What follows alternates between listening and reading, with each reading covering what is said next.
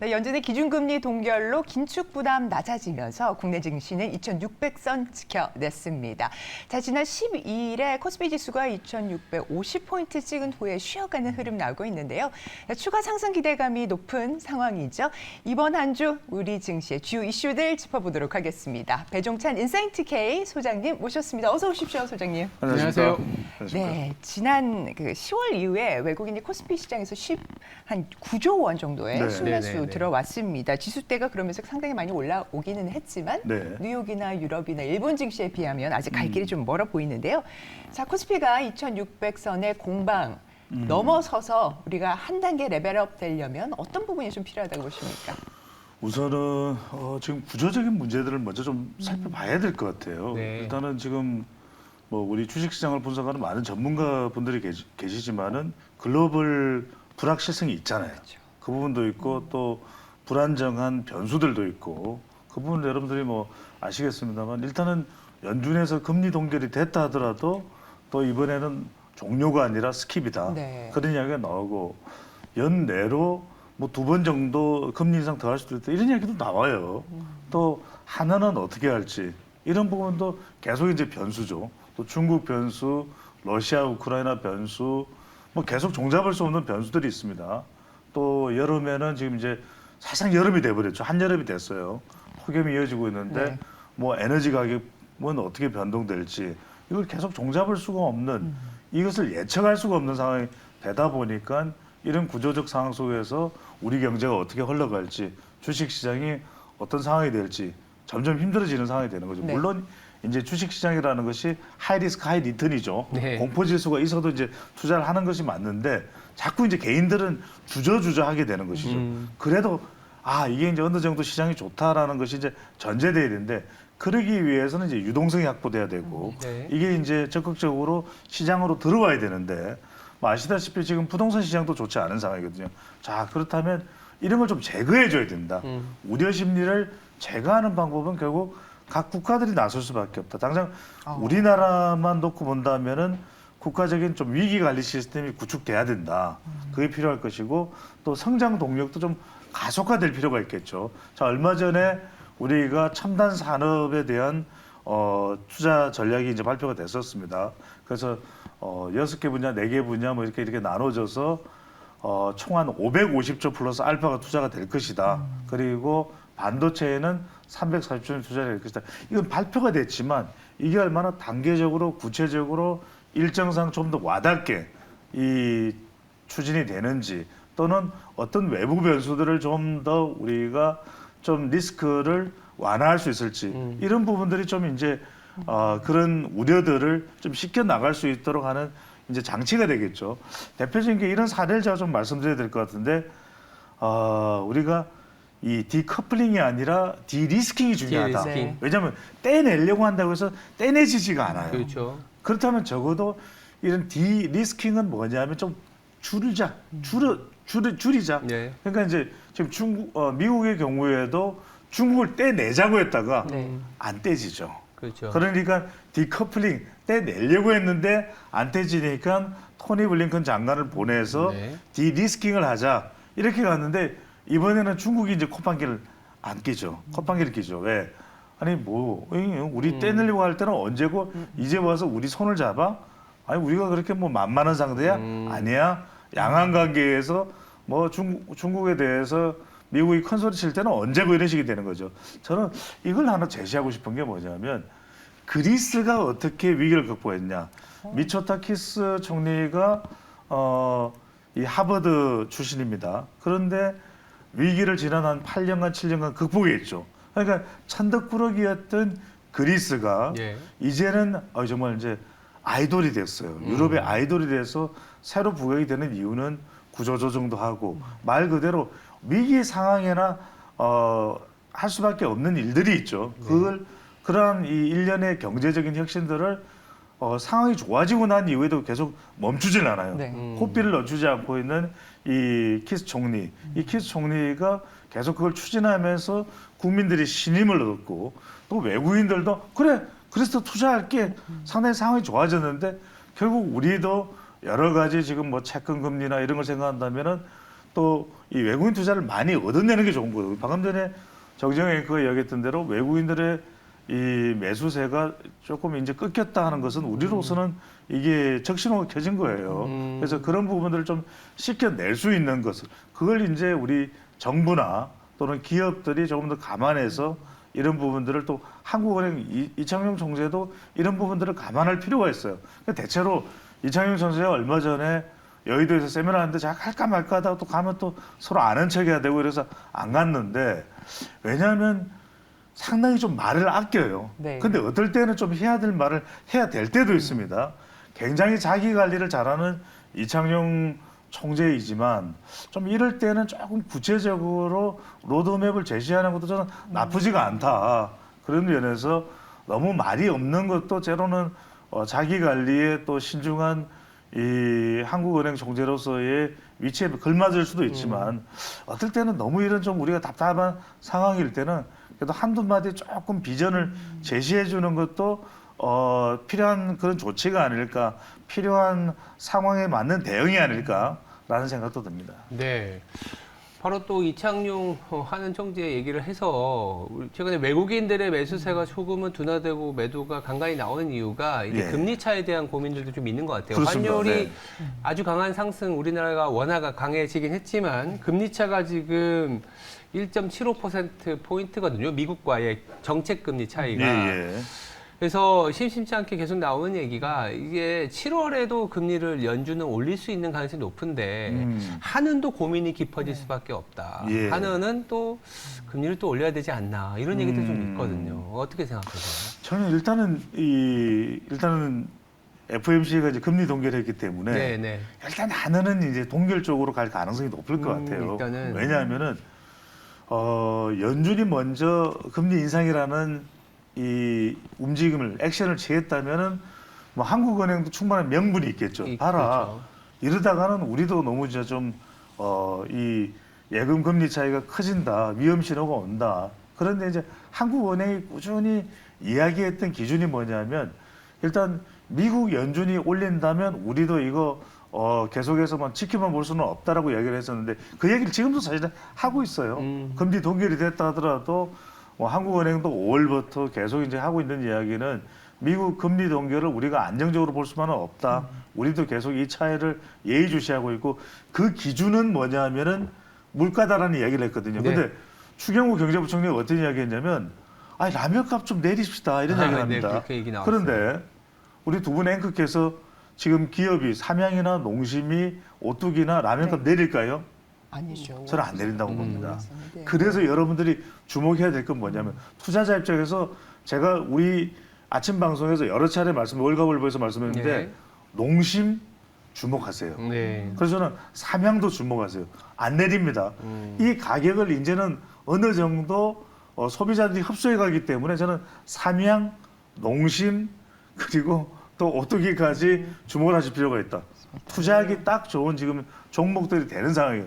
왜 그러냐면 지금 이 기업들이 나오는 반응이 뭐냐면 지금 정작 우리나라로 수입돼서 생산되는 밀 생산품 완제품은 네. 가격이 안 내렸다 이거예요. 그런데 지금 추경호 경제부총리 이야기는 선물 가격이 내렸다. 우리 두 분 앵커께서는 아시잖아요. 선물 가격이 내렸다고 해서 당장 지금 라면 제품을 만드는 가격이 반영이 안 되거든요. 그렇죠. 네. 아실 겁니다. 한 10여 년 전에 라면 가격이 내리는 그런 경우들이 있었는데 그럴 때는 제반 가격, 유통 가격 이런 게 다 내려야 되거든요. 네. 근데 그게 안 내려요. 그런데 문제는 뭐냐면 그러다 보니까 라면 가격이 올라간다. 그 다음에 이제 뭐 냉면 가격이 올라간다. 지금 콩국수도 많이 팔리거든요. 네. 콩국수 가격이 그러네요. 맛있어요. 네. 맛있죠. 올라간다. 고소하죠. 네. 자, 이 이야기는 무슨 의미가 될까요? 이거는 이제 물가가 올라간다는 이야기거든요. 최근에 지금 맥주 4캔에 10,000원에 이제 묶음으로 팔던 편의점들도 12,000원으로 올렸습니다. 20%나 올랐죠. 맞습니다. 그래서 이제 많은 또 이 맥주 애호가 분들이 뭐 통탄에 빠져 있다 뭐 이런 이야기도 나오는데 무슨 말씀이냐면 이건 그 가격이 단순히 올랐다는 게 물가가 오른다는 이야기거든요. 그렇죠. 그럼 이 물가 어떻게 할 거냐 그죠? 그러니까 하는 총재가 이창용 총재가 이야기가 물가가 오르면은 가만히 있지는 않겠다는 이야기를 했거든요. 그런데 올리려고 하니까 지금 또 대출 금리가 상당히 신경 써서 부담될 수밖에 없는 상황입니다. 그러니까 이러지도 못하고 저러지도 못하는데 이게 자칫 잘못하면 이런 상태가 오래되면은 그만큼 우리 경제에도 부담이 됩니다. 그래서 저는 어떤 식으로든 한국은행에서 금융통합위원회에서 조치는 취할 텐데 당장 7월 달에 금리를 올릴 것 같지는 않아요. 네. 그렇다면은 이 물가 상승에 대해서 어떤 대응을 할지는 이 물가 상승 부분에 대해서 대응하는 방법도 여러 가지가 있습니다. 여기에 대한 대응책 정도는 좀 내놔야 되지 않을까. 그게 아니라 그냥 뭐 시간이 지나면 좀 해결되겠지라는 생각은 저는 그렇지는 않을 것 같아요. 왜냐하면 부동산 경기도 지금 어떤 식으로 지금 부동산 관련된 전문가들 관련된 보고서도 제가 읽고 들어왔는데 네. 지금 의견이 엇갈리고 있습니다. 부동산 가격도 하반기에 더 오른다는 이야기도 있어요. 그러면 이거는 물가가 내려가고 좀 안정될 것이라는 전망과는 또 달라지거든요. 네. 저는 이런 차원에서 조금 한국은행에서 좀 더 정교한 대책 마련이 필요하지 않을까라는 또 중국과의 지표 자체도 지금 상당히 어려워지는 전망이거든요. 그렇다면 대외 지표 이 무역 지수도 어려워지는 상황에서 과연 이런 통계적인 지표를 어떻게 우리가 한국은행에서 통화로 반영을 해야 될지 이런 부분들도 저는 좀 더 정교하게 대응을 하고 조금 대외적인 메시지를 낼 때가 되지 않았나라는 네. 생각이 듭니다. 네, 한미 금리 차도 금리 차고 사실은 뭐 ECB 또 캐나다 다 지금 올렸습니다. 네. 금리 자체를. 예, 그리고 예. 목요일에는 또 영란은행에서까지 지금 그렇죠. 결정을 하는 만큼 한번 이 부분은 좀 지켜봐야 할 것으로 보이고요.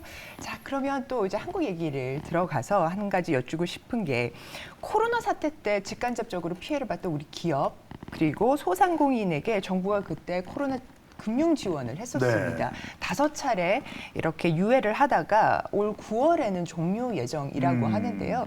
자, 그러면 은행에서 갑자기 많은 부실 대출 채권이 발생하는 것 아니냐. 그러면 금융권의 위기가 찾아올 수 있다. 이런 지적들이 좀 나오고 있는데 만일에 이런 사태가 벌어진다면 우리 경제에 미칠 파급력이 좀 궁금합니다. 일단은 말씀드리면 부실 채권 우려는 조금 안 하셔도 될 것 같아요. 아, 그래요? 그건 왜냐하면 그 정도로 심각한 상황은 아니고 일단 이거는 이제 그 상환은 유예될 그런 시스템을 우리가 갖추고 있고 네. 그렇게 될 가능성은 높습니다. 근데 이제 3개월 뒤에 1차적으로 이제 지난 코로나 국면에서 유예됐던 것이 이제 마감은 됩니다. 네. 근데 먼저 말씀드리고 싶은 부분은 이 부분이에요.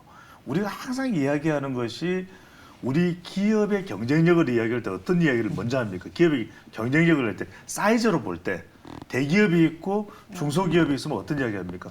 중소기업이 좀 무럭무럭 잘 자라야 된다. 네. 대기업도 그렇고.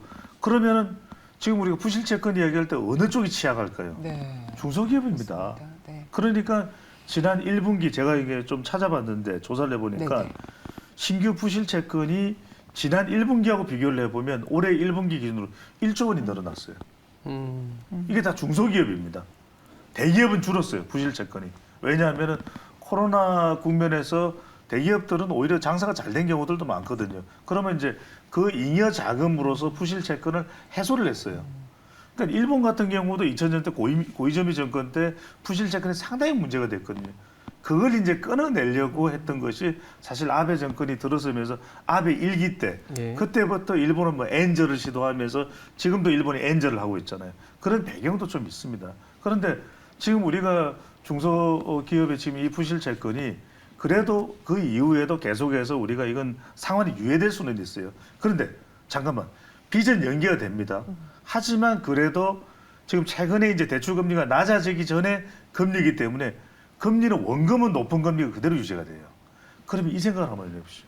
신규 투자할 여력이 될까요? 중소기업이 안 돼요. 이게 문제입니다. 그러니까 대기업은 부실채권 부담이 안 되고 그래도 계속 수익이 나기 때문에 네. 신규 투자가 가능한데 중소기업의 문제는 신규 투자가 안 된다는 거예요.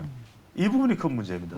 그래서 제가 무슨 말씀을 드리냐면 적어도 정부가 이 부분을 단순히 유예해 준 것만 가지고 해결될 문제가 아니라 그냥 시간만 지내면 그러니까 사망 선고만 유예가 된 거지 이걸 현장에 한번 가보시면은 현장에 지금 우리가 뭐 서울로 치면은 이 공업단지가 뭐 저 구로나 아니면 인천이나 아니면 충청권이나 영남권이나 거제도나 아니면은 우리가 호남권으로 가보면은 굉장히 힘들어요. 대불공단 쪽으로 가보면. 그럼 이럴 때 좋은 방법은 뭐냐면 저는 좀 펀드를 좀 조성할 필요가 있을 것 같아요.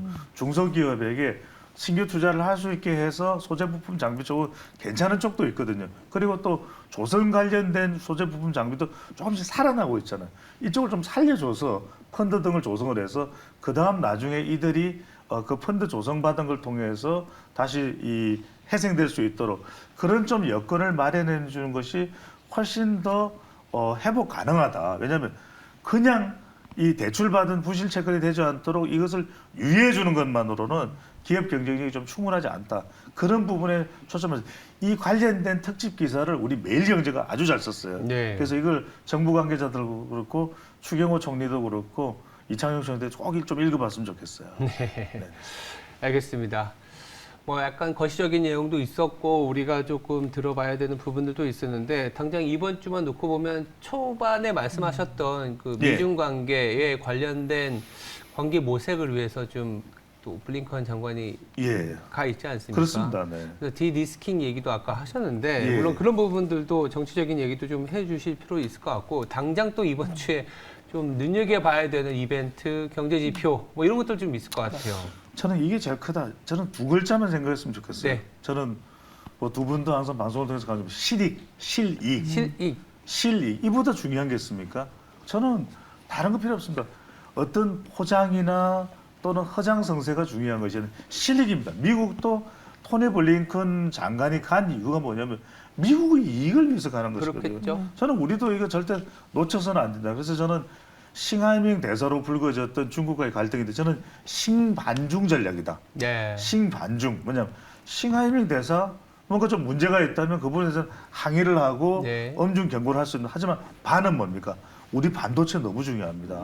얼마 전에 우리 매일경제 기사에서도 나왔습니다만 자칫 짝퉁 공장이 시안에 지어질 뻔했어요. 네. 예. 큰일 날 뻔했습니다. 저는 그래서 우리 반도체는 여전히 우리 국가의 핵심 전략 산업입니다. 그렇다면 적어도 중국과의 관계에 있어서는 시안에 있는 삼성반도체, 그다음에 SK 하이닉스 우시. 요즘 SK 하이닉스 얼마나 잘 나갑니까? 1, 2라인. 그러니까 여러분들이 계속 우리가 기본적으로 삼전과 SK 하이닉스에 많은 분들이 투자하고 있고 또 관련된 뭐 한미 반도체나 또는 관련된 우리 후공정 업체들이나 이런 부분들은 우리가 계속 투자를 할 여력이 있고 앞으로 비전이 있는 그런 기업들이거든요. 이런 부분들을 좀 계속 살려나갈 수 있는 그런 국가적인 모니터링 시스템은 계속 갖춰져야 된다. 왜? 중국하고 척을 질 필요는 없는 거죠. 그런 점에서 저는 주목할 필요가 있고, 자, 또 하나 중요한 것은 저는 시기적인 부분이 이제 6월 말이 되고 7월이 됩니다. 우리 투자자 관점에서는 조금 이제 경기 민감주, 주도주 쪽을 좀 봐주시면 좋거든요. 왜? 주도주는 그래도 우리가 차트를 월봉이든 연봉이든 일봉을 보시도록 움직인다. 그래도 움직이잖아요. 2차 전지가 또 움직인다. 계속 움직이는 주도주는 어떻게든 꿈틀꿈틀거리니까 꿈틀거리는 종목들을 좀 보실 섹터들을 보실 텐데 그런 쪽이 그래도 반도체다. 네. 또 하나까지 가담하면서 꿈틀거림이 더 강해지고 있는 조선 쪽이다. 또 인터넷 쪽 좀 봐주시면 좋을 것 같아요. 새로운 모멘텀이 만들어지고 있다. 그다음에 풍력, 친환경은 계속 강조될 수밖에 없거든요. 그다음에 원전, 우리가 경쟁력 가지고 있는 방산, 우주항공 쪽에는 또 이 머스크가 올해쯤에는 또 방안이 예정돼 있어요. 저는 이런 부분들 계속 주목해 보실 필요가 있어 보입니다. 네. 네, 블링컨 미 장관의 네. 방중에 대한 부분들 좀 짚어주셨고요. 무엇보다 한국의 국가 실익을 좀 중심에 놓고 보자라는 말씀을 주셨습니다. 눈여겨봐야 할 섹터들 이렇게 짚어주셨는데요. 오늘의 인사이트에서 배종찬 인사이트 K 소장님 말씀 잘 들어봤습니다. 감사합니다. 감사합니다. 고맙습니다.